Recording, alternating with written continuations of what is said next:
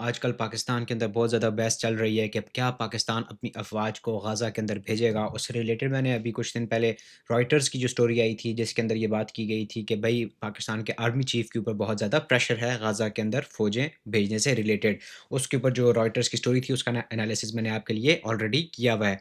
आज एक नई डेवलपमेंट हुई है इसके अंदर जो अब चूँकि जो गाज़ा के अंदर जो पीस एस्टेब्लिश करने का जो ज़िम्मा उठाया है, वो किसने उठाया हुआ है? अमेरिका ने उठाया हुआ है, डोनाल्ड ट्रंप की एडमिनिस्ट्रेशन ने उठाया हुआ है और डोनाल्ड ट्रंप का ही 20 पॉइंट का पीस प्लान था, जिसके तहत गाज़ा स्टेबलाइज़ेशन फ़ोर्स की बात की गई थी। लिहाज़ा अब उसके अंदर द पॉइंट बीइंग कि उसके अंदर एक स्टेक होल्डर गाज़ा के अंदर फ़ौज भेजने का जो सारा मामला है, इसके अंदर एक स्टेक होल्डर अमेरिका की गवर्नमेंट भी है और अमेरिका की गवर्नमेंट को इस वक़्त बैनुल-अक़वामी लेवल पे कौन रिप्रेज़ेंट करते हैं? उनके secretary of state Marco Rubio represent करते हैं, जिनकी तस्वीर ये आप देख सकते हैं। सो मार्को रूबियो साहब ने आज एक बयान दिया है, उसके अंदर उन्होंने बयान के अंदर ये बात की है, उन्होंने कहा है कि भई वो बयान क्या है वो भी पहले सुनते हैं, फिर उसकी ट्रांसलेशन भी करते हैं and then we try to understand the nuances of what he said. So एक सहाफ़ी के सवाल के ने जब उनसे सवाल किया, मैं सवाल भी आपके सामने लेके आता हूँ और उसकी ट्रांसलेशन भी आती है साथ-साथ। आई होप कि आपको मेरी आवाज़ सही आ रही है। मैं माइक थोड़ा अपना करीब कर लेता हूँ, मेरा कैमरा ना गिर जाए। Okay, okay, okay. I think it's all right now. अच्छा। Start with this gentleman with the white hair in the back. Yes, sir. Ask you about Gaza. US wants Pakistan troops to be in Gaza. Has US got a consent from Pakistan that they will be sending their troops in Gaza for peace building and Yeah. peacemaking? Well, look, in fairness to सवाल किया साफ़ी ने कि भई America ये चाहता है कि पाकिस्तान अपनी अफ़वाज वहाँ भेजे, तो क्या पाकिस्तान ने उस पे कंसेंट किया है? पाकिस्तान और अमेरिका के मामलात इसमें कहाँ तक पहुँचे हैं? all the countries we've talked to about being and having a presence on the ground, I think they want to know specifically, what the specific mandate it was, the funding mechanism looks like. तो उन्होंने कहा कि भई जितने भी ममालिक से हमने बात की है कि भई वो अपनी फ़ोर्सेस को वहाँ भेजें, तो उन सब ने हमसे सवालात पूछे हैं। उन्होंने पूछा है कि भई क्या मैंडेट होगा अपनी फ़ौजों को वहाँ भेजने का? मैंडेट से मुराद ये है कि क्या डूज़ एंड डोंट्स होंगे? क्या हम कर सकेंगे, क्या नहीं कर सकेंगे? फंडिंग मैकेनिज़्म क्या होगा? और ये जो फ़ौज होगी गाज़ा स्टेबलाइज़ेशन फ़ोर्स, इसके लिए पैसे कहाँ से आएँगे? So we're very grateful to Pakistan for their offer to be a part of it, or at least their offer to consider being a part of it. I think हम पाकिस्तान का शुक्रिया अदा करते हैं। Now this is extremely important, ये बहुत important हिस्सा है। इन्होंने कहा कि हम पाकिस्तान का शुक्रिया अदा करते हैं for the offer to be a part of it, कि उन्होंने हमें ऑफ़र किया कि हम इसका हिस्सा बनें और their offer to consider being a part of it, not strictly उन्होंने ये नहीं कहा कि भई पाकिस्तान ने हमें ये ऑफ़र किया कि हम गाज़ा स्टेबलाइज़ेशन फ़ोर्स का हिस्सा बनेंगे, बल्कि पाकिस्तान ने ये ऑफ़र किया है कि हम कंसिडर करेंगे कि भई हम इस पे सोच-विचार करेंगे कि क्या हम गाज़ा स्टेबलाइज़ेशन फ़ोर्स का हिस्सा बनना है या हमने या नहीं। we owe them a few more answers before we can ask anybody to firmly commit. और इन्होंने फिर उसके बाद कहा कि वो हमसे कुछ और भी सवालात के जवाबात चाहते हैं, पाकिस्तानियों के बारे में कहा कि पाकिस्तान अमेरिका से कुछ सवालात के जवाब चाहता है and V owe them a few more answers. अभी हमने उनको कुछ और जवाबात देने हैं कुछ सवालों के, जिसके बाद कोई भी कंट्री फुली कमिट कर सकेगा कि क्या वो गाज़ा के अंदर अपनी अफ़वाज को भेजेगा या नहीं भेजेगा। But I feel very confident that we have a number of nation states acceptable to all sides in this. और हमें इस बात पे कॉन्फिडेंस है कि कई ऐसी नेशन स्टेट्स हैं, कई ऐसे ममालिक हैं कि जो अपनी अफ़वाज को ऑफ़र कर रहे हैं कि वो आके वहाँ पे स्टेबलाइज़ेशन फ़ोर्स का हिस्सा बनेगी और वो ममालिक उनकी अफ़वाज तमाम जो स्टेक होल्डर्स हैं उनको एक्सेप्टेबल हैं। Who are willing to step forward and be a part of that stabilization force. And certainly, Pakistan is key if they agree to do so. But I think और इसके अंदर फिर उन्होंने कहा कि again Pakistan is key to this stabilization force if they agree to do so. इससे ये समझ आती, अच्छा ख़ैर अभी इसको सुनते हैं। मतलब ये कि पाकिस्तान ने एग्री नहीं किया, Pakistan is key if they agree to do so. कि पाकिस्तान अगर हिस्सा बन जाता है, अगर वो इस सोच-विचार के बाद इसका हिस्सा बनता है, तो ये एक पाकिस्तान एक की एलिमेंट होगा इसका। तो इससे ये समझ आती है कि पाकिस्तान ने अभी एग्री नहीं किया। Pakistan is sort of considering it, जो उन्होंने पहले भी स्टेटमेंट में बात की है। we owe them a few more answers before we get there. We're trying to make a lot of progress here with the. V owe them a few more answers, again उन्होंने वही बात की कि वो हमसे कुछ और सवालात के जवाबात चाहते हैं और हम अभी उन सवालात के जवाबात पे उनसे करेंगे बातचीत करेंगे। I think the next step here is announcing the board of peace, announcing the Palestinian technocratic group that will help provide daily governance. और अभी जो नेक्स्ट स्टेप है सारे प्रोसेस के अंदर वो ये है कि भई जो टेक्नोक्रेटिक गवर्नमेंट होगी उसकी अनाउंसमेंट होगी, जो बोर्ड ऑफ पीस है उसकी अनाउंसमेंट होगी। तो इस तरह अभी ये स्टेप बाय स्टेप प्रोसेस चलेगा, उसके बाद गाज़ा स्टेबलाइज़ेशन फ़ोर्स पे हम जाएँगे। And then once that's in place, I think that will allow us to firm up the stabilization force, including how it's going to be paid for, what the rules of engagement are, what their role will be in demilitarization, and so forth.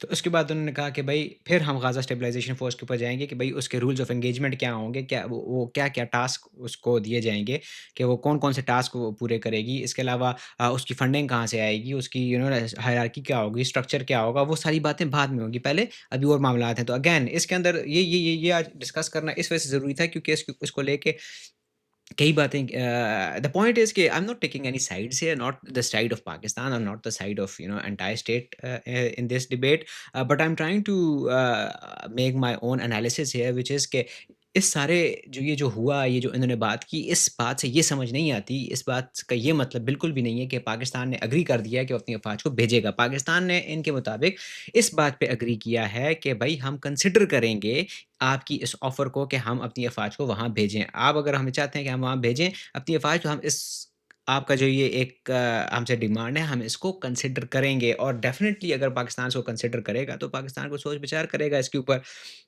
और बार-बार इन्होंने कहा कि भई Pakistan we owe Pakistan a few more answers, इसका मतलब ये है कि पाकिस्तान कोई सवाल-जवाब इनसे कर रहा है कि भई आप अगर हमें कह रहे हो कि हम अपनी अफ़वाज वहाँ भेजें, तो हमारी अफ़वाज वहाँ जाके क्या काम करेंगे? क्या आप हमसे हमास की डिसआर्मामेंट का मकसद पूरा करवाना चाहते हो? क्या आप हमसे वहाँ पे पुलिसिंग के फैक्टर्स को फिल इन करना चाहते हो? क्या आप हमसे वहाँ पे आई don't no anti terrorism operations करवाना चाहते हो? व्हाटएवर जो भी आप हमसे क्या what do you want from us? और फिर फंडिंग कैसे होगी? पैसे कहाँ से आएँगे भई? हमारी अफ़वाज वहाँ जाके स्टेशन होंगी, उनको पैसे लगेंगे, वो पैसे कहाँ से आएँगे? सो ये सारे मामलात इसके अंदर so there are bit of nuances involved, not to say कि भई इस बात से हमें ये पता चलता है कि पाकिस्तान ने अपनी फ़ोर्सेस कमिट कर दी हैं। नो, इससे ये पता नहीं चलता कि पाकिस्तान ने अपनी फ़ोर्सेस कमिट की हैं। हाँ, ये ज़रूर है कि डेफ़िनिटली यार अब डिप्लोमैटिक लेवल के ऊपर जब बातचीत होती है तो you do not outright reject any proposition, you do not outright शन एनी प्रोपोज़िशन। आपके पास कोई आता है बात करने के लिए तो आप उसकी बात को सुनते हो, आप कहते हो ठीक है यार हमने आपकी बात सुन ली है, हमने आपका जो आपकी प्रोपोज़िशन है, आपका जो ऑफ़र है हमने उसको सुन लिया, अब हम इसको कंसिडर करेंगे, इसमें बातचीत करेंगे, सोच-विचार करेंगे और अगर हमें लगता है कि हम इसके अंदर कोई वो कर सकते हैं, कोई इसके अंदर हम अगर हम इसको पूरा कर सकते हैं तो हम डेफ़िनेटली आपके साथ इसके ऊपर मामलात को आगे बढ़ाएँगे। सो ये स्टिल एक डेवलपिंग स्टोरी है, लेकिन इसके अंदर समझने वाली बात है कि जो स्टिकिंग पॉइंट है सारे मामले के अंदर, वो ये है कि भई पाकिस्तान क्या अपने जो अफ़वाज को वहाँ भेजेगा, तो क्या पाकिस्तान वहाँ पे जब अफ़वाज को भेजेगा तो वो वहाँ पे अमेरिका पाकिस्तान से क्या मकसद पूरा करवाना चाहता है? या जो गाज़ा स्टेबलाइज़ेशन फ़ोर्स है, उससे क्या मकसद पूरा करवाना चाहता है? सो इससे समझ ये आती है कि भई अमेरिका का जो इस वक़्त एक सबसे बड़ा स्टिकिंग पॉइंट है, एक जो बहुत बड़ा पॉइंट ऑफ कंसर्न है, वो ये कि America wants to disarm Hamas. इसी प्रेस कॉन्फ्रेंस के अंदर सेक्रेटरी रूबियो ने एक और बात की है, वो भी मैं आपके साथ लेके आता हूँ। ये अल जज़ीरा वालों ने इसका स्निपेट शेयर किया हुआ है। ये सुन लेते हैं। Everyone wants peace. No one wants a return to a war. If Hamas is ever in a position in the future that they can threaten or attack Israel, you're not going to have peace. Okay? You're not going to convince anyone to invest money in Gaza if they believe another war is going to happen in 2 to 3 years. So I would just ask everyone to focus on what are the kind of weaponries and capabilities that Hamas would need in order to threaten or attack Israel as a baseline for what disarmament needs to look like. Because you're not going to have peace. If 2 years from now Hamas is launching rockets or killing Israelis or carrying out, God forbid, another 7th of October type terrorist attack and so forth, you're not going to have peace. So who's going to invest in a peace? Who's going to invest in rebuilding a place that's going to get destroyed again in a future war? So that's why disarmament is so critical. Everyone wants peace. No one so wants America का focus भी इस वक़्त इसी बात के ऊपर है कि हमास को डिसआर्म किया जाए। लेकिन अगेन नुआंसेस की बात है। इसके अंदर इन्होंने एक और बात की, इन्होंने कहा कि भई a return to a war. If Hamas is ever in a position in the future that they can threaten or attack Israel, you're not going to have peace.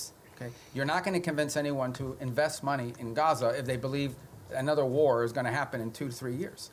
So I would just ask everyone to focus on what are the kind of weaponries and capabilities that Hamas would need in order to threaten or attack Israel. So anything that Hamas can use, ऐसा weapon, ऐसी machine gun, ऐसा rocket, ऐसा missile जो Hamas use करके Israel को attack कर सकता है, इज़राइल को थ्रेटन कर सकता है, हमास को हम वो चीज़ अलाउ नहीं करेंगे। हमास के पास ऐसी वेपनरी हम अलाउ नहीं करेंगे जो हमास यूज़ करके इज़राइल के ऊपर अटैक कर सकता है। द पॉइंट बीइंग कि एक ऐसा बेसलाइन उन्होंने सेट करना है कि भई हमास के पास अगर आर्मामेंट, अगर हमास के पास असला हो, तो सिर्फ़ वो असला हो जो उस जिस असले की मदद से वो इज़राइल को कम से कम टारगेट ना कर सके।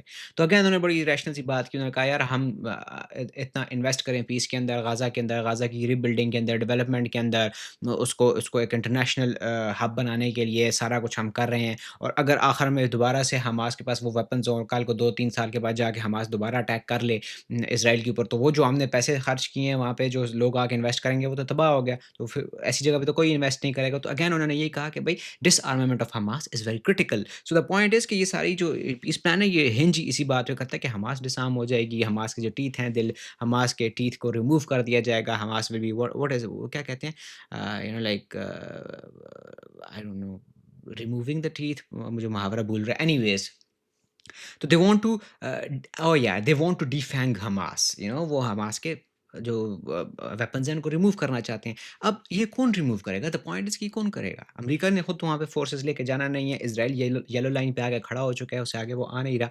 तो वहाँ पे कौन जाएगा? वहाँ पे आपकी इंटरनेशनल गाज़ा स्टेबलाइज़ेशन फोर्स जाएगी, after due process and after all the जो भी कंसल्टेशंस हैं।